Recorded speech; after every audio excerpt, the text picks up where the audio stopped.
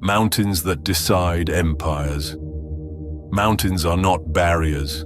They are decisions already made. Before borders exist, before states emerge, before power claims territory, elevation has already imposed limits, not as walls, but as conditions. Mountains do not simply block movement. They regulate it. They slow it, compress it, redirect it, and determine where accumulation is possible and where it is not. This is ACHRONIC, a long-form documentary project about power, geography, and time. Not events, not heroes, not chronology, structures beyond time. Empires do not expand across mountains by will alone. They adapt to them, they work around them, or they fracture against them. Height is not an obstacle in itself. It is a regulator. It defines time, effort, coordination. It determines how quickly resources move, how reliably commands arrive, and how evenly authority can be maintained across space. Power prefers flatness, not because it is easier to conquer, but because it is easier to synchronize. On plains, armies move together, administrations extend evenly, information arrives within predictable intervals. Mountains interrupt that rhythm. They stretch time, they fragment authority, they introduce delay. And delay is where centralized control begins to weaken. This is why mountains rarely belong fully to empires. They are crossed, contested, claimed on maps, but never absorbed completely. Their internal logic resists uniform control. Valleys become semi-independent worlds.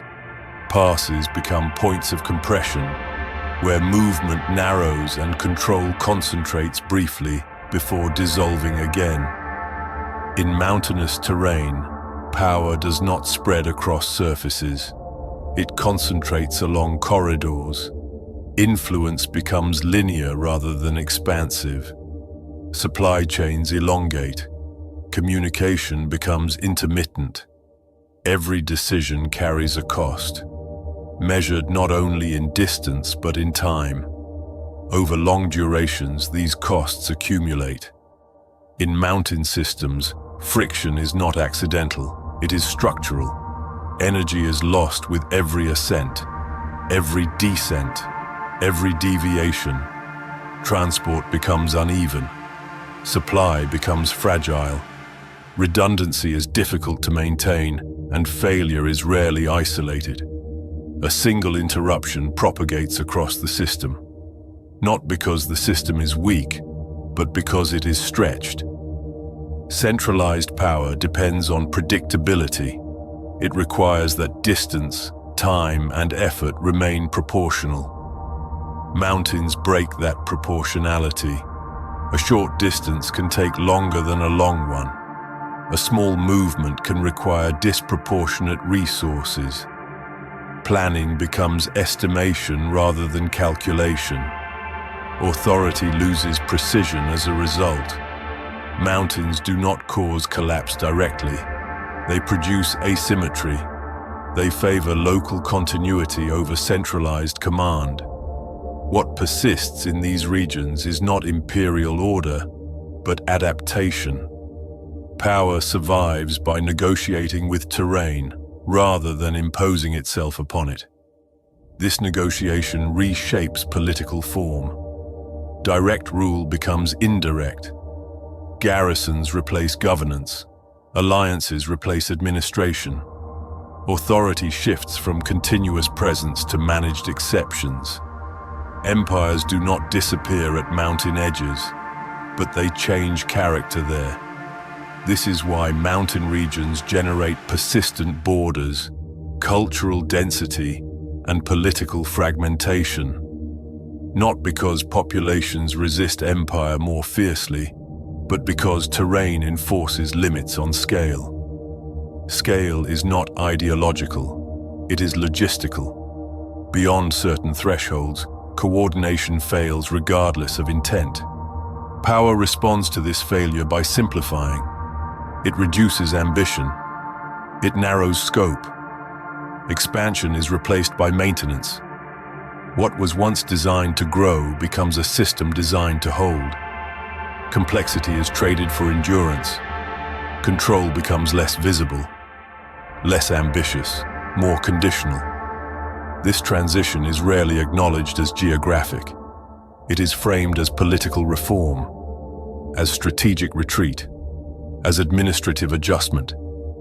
Yet the underlying cause remains physical. Terrain does not change its demands. It only reveals them once scale exceeds what coordination can sustain. Geographic memory operates without intention. It does not record events, victories, defeats. It preserves patterns of movement, resistance, delay. Mountain ranges accumulate this memory slowly. They encode where movement thins, where coordination fragments, where power must negotiate rather than command. These patterns do not disappear when political systems change. They remain available, ready to shape the next configuration of control. Over long durations, the role of mountains remains constant. Names change, borders shift, technologies improve. Yet elevation continues to impose time, and time continues to undermine centralized authority. What appears as political choice is often the visible surface of geographic constraint. This is why mountain ranges persist as structural edges within imperial systems. They are not the end of power. They are the point where power becomes conditional. Empires rise, they extend, they reorganize. Mountains remain, not as obstacles to be overcome, but as decisions already embedded in the land.